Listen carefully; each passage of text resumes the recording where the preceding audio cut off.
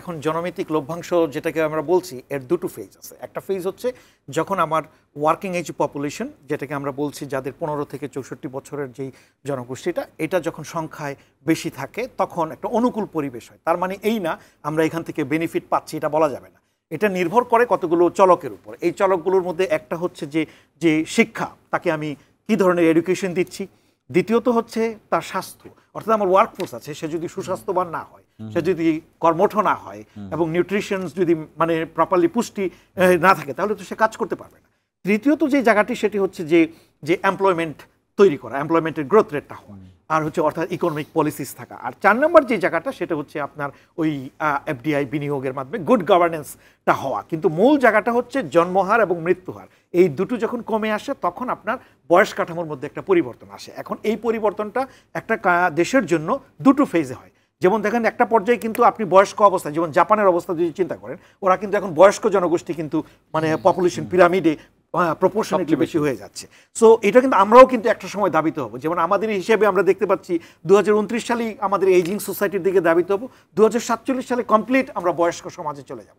কাজে এখন যে অবস্থাটা চিন্তা করতে হবে যে আমার যে শ্রমবাজারে যারা আছে, অর্থাৎ দুই ধরনের জনগোষ্ঠী, একটি হচ্ছে বয়স্ক জনগোষ্ঠী, আরেকটি হচ্ছে যারা হচ্ছে মোর ওয়ার্কিং এজ, তরুণ ইয়াং, যেটাকে আমরা এখন বলছি ওয়ার্কিং এজ বা মানে তরুণ যুবা জনগোষ্ঠী, যদি এদেরকে ফোকাস করা। আমাদের কান্ট্রি কনটেক্সটে এখন দরকার হচ্ছে দুটো দিকে ফোকাস করা। একটি হচ্ছে যে এই তরুণ যুবাদেরকে কিভাবে আমি সাকসেসফুল এমপ্লয়মেন্ট জেনারেট করে তাদেরকে শ্রমবাজারে রাখবো এবং সুস্থ প্রোডাক্টিভ লেবার ফোর্স হিসেবে তাদেরকে পাবো। দ্বিতীয়ত হচ্ছে যারা শ্রমবাজারে ইতিমধ্যেই আছে, আপনি জানেন আমার লেবার ফোর্স সার্ভের তথ্যও যদি দেখেন যে 60-এর ঊর্ধ্বে বা 65-র ঊর্ধ্বে যে মানুষগুলো আছে তাদেরও 1/3 কিন্তু শ্রমবাজারে কাজ করে। আমাদের শ্রমবাজারটা কিন্তু অপ্রাতিষ্ঠানিক শ্রমবাজার, এটা কিন্তু প্রাতিষ্ঠানিক শ্রমবাজার না।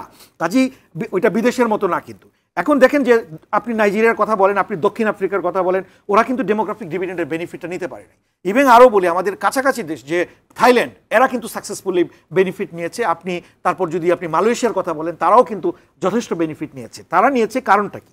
এখন দেখেন যে প্রতি বছর ওরা কিন্তু যে পরিমাণে শ্রমবাজারে যে ইয়ত জনগোষ্ঠী ঢুকছে, আমাদের দেখেন যে 20 থেকে 22 লক্ষের মতো প্রতি বছর শ্রমবাজারে, এরা সবাই কি জব পাচ্ছে কিনা, জব তৈরি করা। একটা হচ্ছে জনসংখ্যার গ্রোথ রেট, এর সাথে হিসেব করে যে এমপ্লয়মেন্ট জেনারেট করা, এটি সাকসেসফুলি আমরা করতে পারছি কিনা। আমরা দেখতে পেয়েছি চীন সহ ইস্ট এশিয়ার যে দেশগুলো আছে, মানে অর্থাৎ পূর্ব এশিয়ার দেশগুলো, তারা কিন্তু ইনক্লুডিং সিঙ্গাপুর, মালয়েশিয়া এবং তাইওয়ান যেগুলো বলেন, এরা সবাই কিন্তু এই কাজগুলো করেছেন।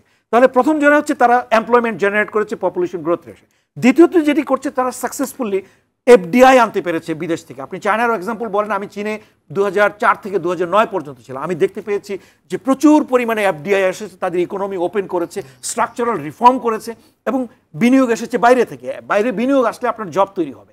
পাশাপাশি তারা শিক্ষাতে কিন্তু বিনিয়োগ করেছে, প্রচুর পরিমাণে শিক্ষায়ও বিনিয়োগ করেছে। শিক্ষা এবং স্বাস্থ্য, এই দুটো হচ্ছে হিউম্যান ক্যাপিটাল।